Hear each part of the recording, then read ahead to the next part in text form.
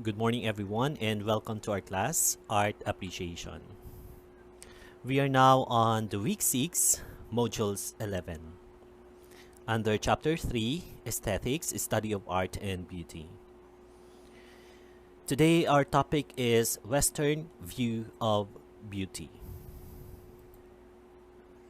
For learning outcome, we have to classify the Western view of beauty in art according to its time period. These are the references.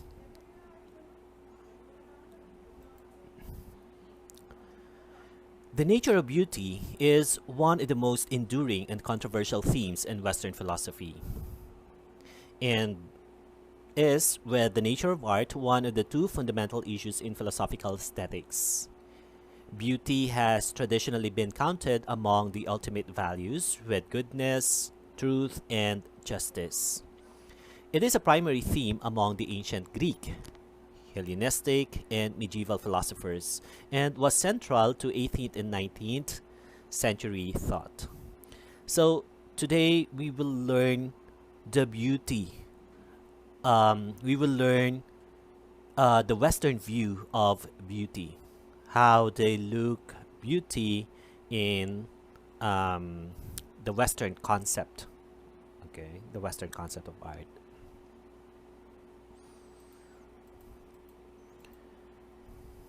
Let's proceed. We have ancient Greece. Now, ancient Greece during 600 BCE. The Greeks believed that man was an ideal form. So man is the measure of all things. Okay, for them, man is the measure of all things. Again, as I have said, they firmly believed that man was an ideal form, and their works reflect an interest in the naturalistic world. That's why most of their art emphasizes the ideal figure. Okay, take a look at these. Okay, uh, most of the figures are in statues. Okay, statues figure, because the ideal, or they believe that man was in ideal form. Okay, since man is the measure of all things, they are concerned more with geometry and symmetry rather than original expression.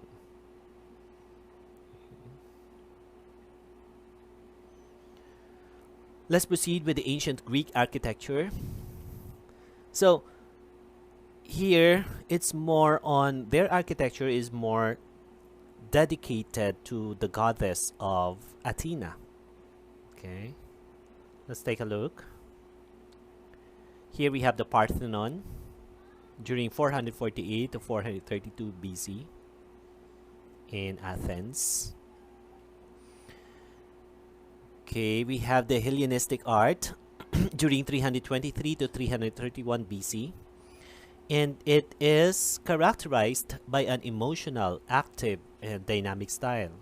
And it also reflected the attitude of despair that Athenians shared after the defeat at the hands of the Spartans around 432 BC.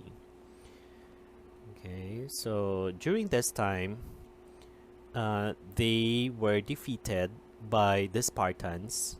So that's why you can see here most of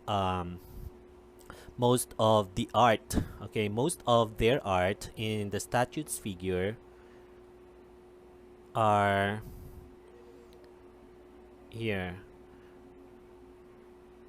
are, it's like it's a sort of desperation, no? Here, the Nike of Samothrace, 200 BC, the Dying Gull. Okay, so these are the ancient Roman art. Okay. Ancient Roman architecture, these are the Romans worked on extensive building programs. They used concrete, an innovation that allowed for faster building and a larger scale. Like, for example, the Colosseum during 72 to 80 AD it was dominated by Greek orders of columns. Okay. Here, this is the ancient Roman architecture, the Pantheon, no, the Pantheon during 118 to 125 AD. Okay. Since there was a collapse, okay, there was a collapse during ancient Romans, okay, during the time of ancient Romans, pumasok ngayon yung early Christian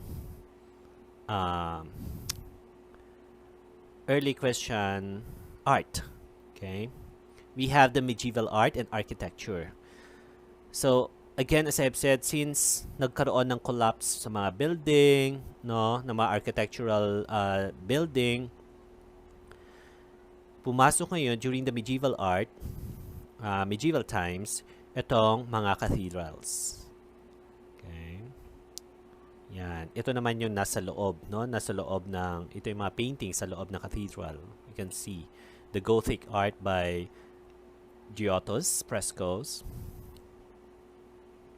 It says here, the Lamentation of Christ. Okay. So let's take a look at the Middle Ages from 476 to 1453. It says here in 410, Rome was conquered and the Roman Empire fell.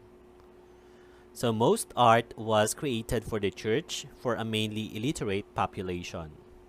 Drawings were renderings of biblical stories. Okay. So during 1350, there was a black plague killed 506 or 50,680% of Europe's population. Okay, so this is the Black Plague. Okay, let's take a look at the early Renaissance. Early Renaissance began in Florence in Italy in the year 1500. Okay, Florence was free to rule itself because it gave the Pope money. In turn, they were given freedom. Okay. So the Florence as the new Athens pushed the artists upon the ambitious campaign to finish the great artistic enterprises which were begun a century before at the time of Giotto. Okay, so these are the early Renaissance painting. This is by Masaccio, the Holy Trinity with the Virgin and Saint John. Okay. Again, The Birth of Venus by Botticelli. This is also in 15th century, early Renaissance. Okay. Renaissance is literally rebirth. Okay, describes the revival of the interest in the artistic achievements of the classical world. Okay. In addition, the arts benefited from the patronage of such influential groups as the Medici family of Florence. Okay. So during the Renaissance, we have some artists like Leonardo da Vinci, okay, who is very famous. Okay. And he was the archetypal Renaissance man representing the humanistic values of the period in his art, especially in science and in writing. Okay. Some of the ideas of the Italian Renaissance did spread to other parts of Europe, for example, to the German artist, Albrecht Dürer of the Northern Renaissance. Okay. This is Leonardo da Vinci's Last Supper. Again, let's have a short background of The Last Supper by Leonardo da Vinci. It is found in Milan. Okay, so as of today, it says here, it's totally a mess. So it is, the background, yung kanyang mga form, it became disintegrated. Okay.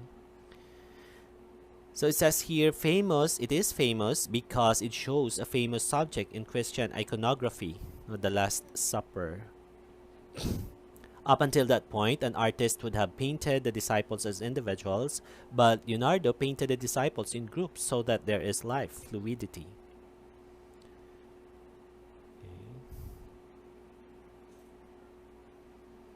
Here we have Leonardo's Mona Lisa in 1503 to 1506. Okay, let's take a look at Michelangelo's contribution. Michelangelo is very famous on his contribution to Sistine Chapel, the ceiling of Sistine Chapel, the Pieta, the David. Okay. So he considered himself a sculptor, and he believed that spirit was trapped in stone only to be set free by the sculpture. Through this, he revolutionized the art of sculpture. He felt divinely inspired. So these are the obra of Michelangelo's David. The Sistine Chapel. Okay, the ceiling of Sistine Chapel. Okay.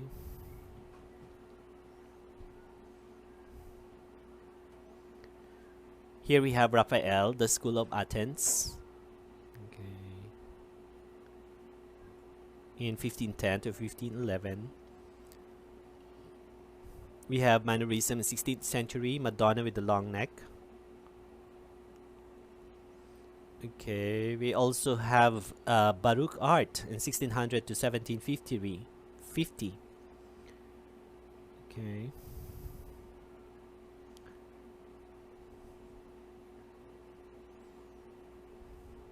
Here we have Caravaggio,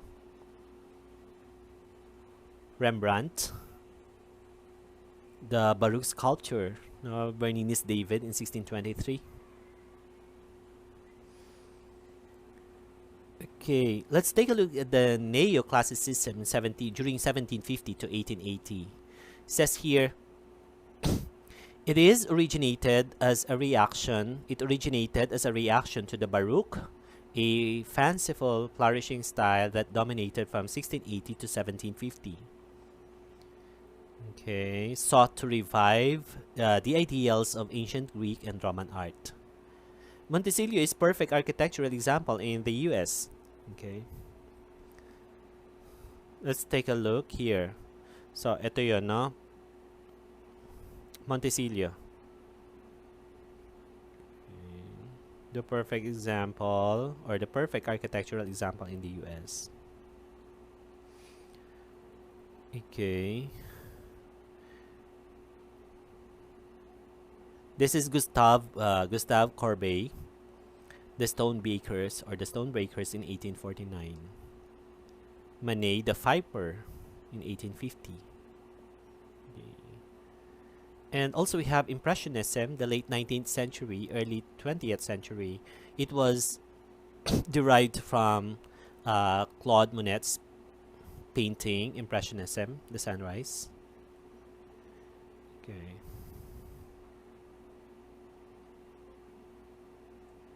Here we have Monet, the River in 1868. Okay. Renoir.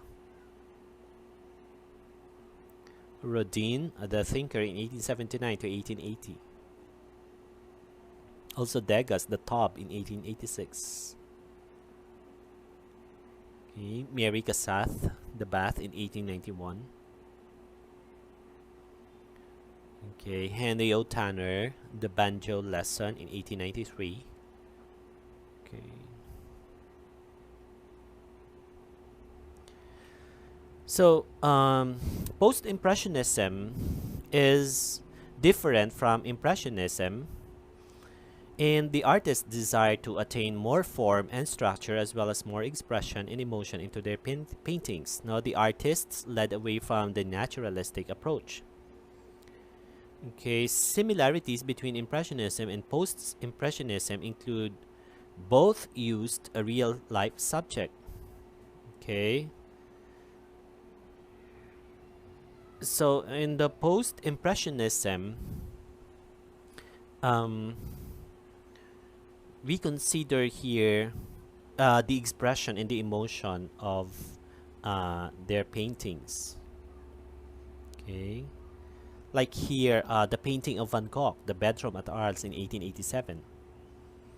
Okay, so sabi dyan, no, sa story, uh, yung kanyang bedsheet ay kulay pula, no. In psychology, pag ang bedsheet mo, no, ay kulay pula, um, it attracts sexual pleasure.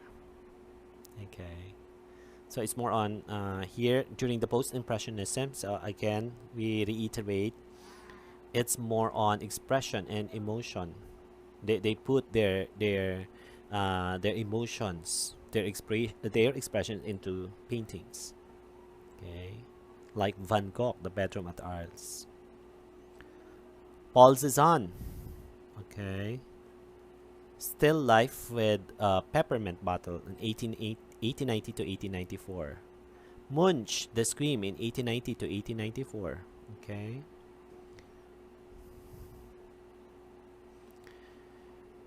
Cubism during 1907 to 1914. It is led by Picasso, also Duchamp, characterized by rejecting a single viewpoint. Okay. So it is influenced by Einstein's theory of relativity. We also have Picasso, the self-portrait. Okay. Okay. Also, we have Surrealism during 1920 to 1930s. It is led by Dali, no, Duchamp, O'Keeffe.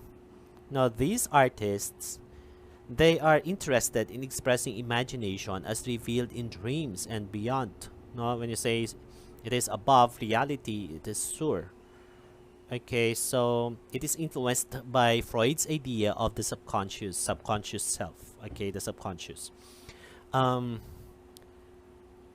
Meaning, surrealism, they express imagination. For example, kung ano yung napanaginipan nila, okay, what revealed in dreams, no, they would they would paint it. Okay, they would paint it. Okay, they will express. Okay, they will express through painting. Okay. So again, sabi nga dyan, it is influenced by Freud's idea of the subconscious self. Okay, yung mga subconscious, no, yung mga nakatago dito, yung mga repressed emotions natin, yung mga wishes natin, unfulfilled wish na nakatago dito sa ating utak, no, or sa ating mind. Okay, sa ating brain.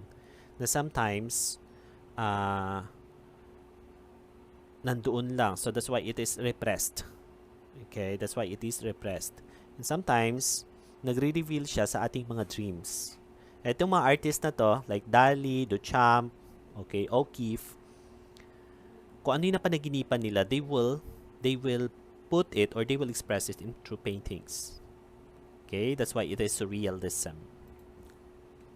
Like here, the painting of Duchamp, the nude descending the stair. Dali, Salvador Dali, no, the persistence of memory. Okay. American social realism during 1930 to 1950s. It was influenced by French Impressionism and Surrealism. Okay, it depicts loneliness and isolation of the time. Okay, let's take a look. Grant Wood, no, the American Gothic in 1930. It says here, took as its subject the reality of American life, and it depicts loneliness and isolation of the time during the time of American social realism. Edward Hopper, Night Walks in 1942. Okay. Archibald Motley, The Nightlife in 1943. Okay. Jacob Lawrence, The Migration Series. Okay. Let's proceed to abstract expressionism during 1940 to 1960s.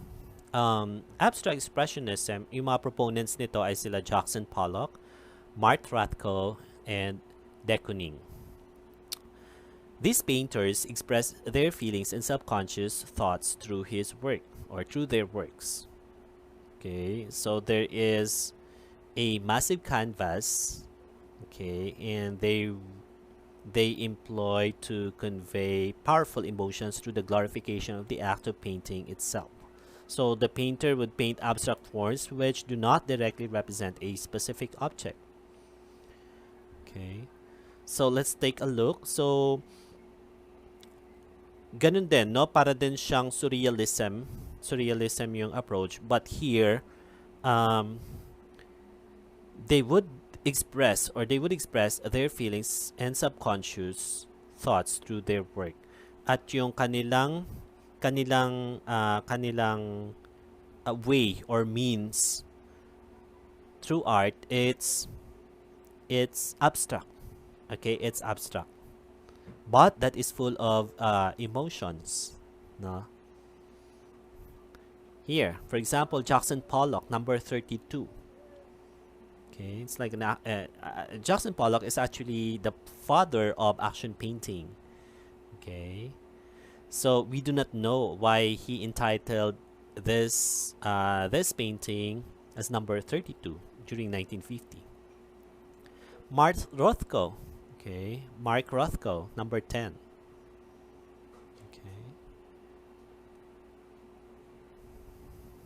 Okay, let's proceed to pop art. Pop art began during 1950 to 1960s. Is led by Warhol and Liechtenstein. It reflected a fascination with the pop culture, reflecting the affluence of post-war society. And it is a direct descendant of Dadaism in the way that it makes fun of the art world. Like, for example, here, Andy Warhol, the Campbells, no? I don't know if you can still remember the advertisement. I could see that advertisement before. Okay, that is considered as pop art. Okay, and also we have straight photography, focus on realistic and objective photography, photojournalism, no? Here, Ansel Adams, Dorothy Lange. Okay, we have postmodernism during 1960s to present. It is led by Jasper Johns and David Hockney, and it is characterized by a move away from highbrow art and towards a more eclectic and populist approach. Yeah, David Hockney. Okay. John's ventriloquist in 1983. Okay, so those are the viewpoints, no, in different times in Western, no, how they view. So we have seen how the Western view the beauty of art, with regard to art, rather. So thank you for listening. Okay, thank you for listening to our discussion. So at this time, you will proceed with your quiz. Well, thank you so much.